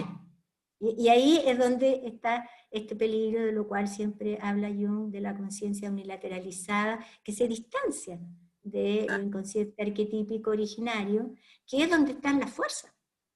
Ahí mismo. Las fuerzas que están vinculadas a la naturaleza, ¿no? Bueno, en la dimensión de la naturaleza, porque nos estamos olvidando como de la dimensión más cósmica, ¿no? Astral, que bueno, a mí por lo menos esa reflexión me queda grande porque conozco menos, ¿no? Pero obviamente que si ahí hay una fuerza que conecta con un lugar geográfico, es porque también hay algo desde otro lugar astrológico que también carga de fuerza ese lugar geográfico y no otro. Sí. Así es. Así que súper, súper importante tu reflexión. Gracias. Gracias. Súper. Vamos llegando a los últimos minutitos. Dejar la palabra si alguien quisiera comentar alguna reflexión, hacer alguna última pregunta para ir cerrando nuestra jornada de hoy. Dejo abierto si alguien quisiera levantar la última manito de hoy. De la noche. De la noche. La última manito de la noche antes del vinito de la noche. Exacto. ¿Sí? Pensé que habían levantado alguien la mano. Bueno, si no, me permito yo hacer un cierre con lo que hemos transitado hoy día. Tal vez quedarnos con, o más bien compartir mi sensación, en donde cómo ha sido también ir transitando de lo descrito por Jung, de estas polaridades, ¿no? La invitación de Claudia con respecto a lo que está entre medio de estas polaridades, cuál es nuestro daimon, ¿no? Que es claro, yo hacía esa pregunta a Claudia al principio, un poco pretenciosa, de poder encontrar eso en una respuesta concreta, pero creo que queda como el Bueno, trabajo de ir pero el preguntando. daimon, claro, Diego, pero el daimon, que el daimon está tomado de la idea del banquete de Platón cuando Sócrates hace su discurso, ¿no? Sobre el amor y sobre Eros.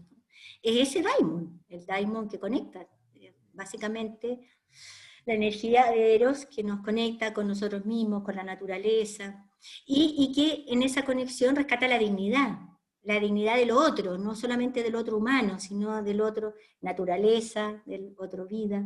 Bueno, Ese es el despertar del daimon, pero que es un despertar que tiene que partir por lo individual, de conectarnos a nosotros mismos con quienes somos en nuestra originalidad.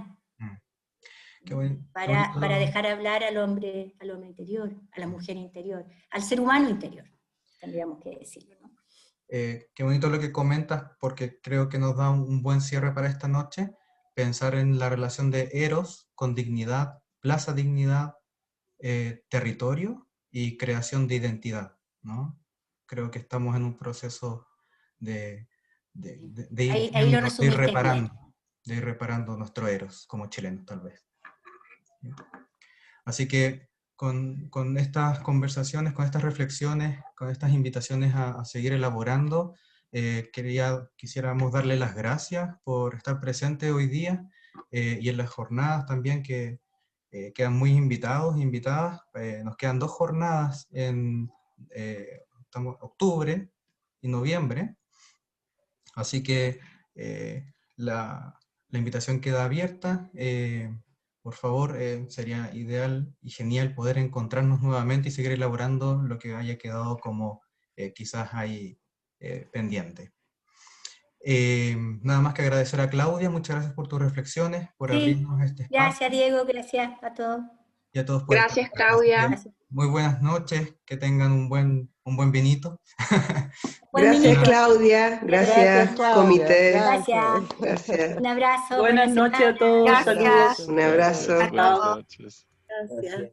Un abrazo a todos y a Chao, todas. chao, que estén muy bien. Chao, Un gracias. abrazo.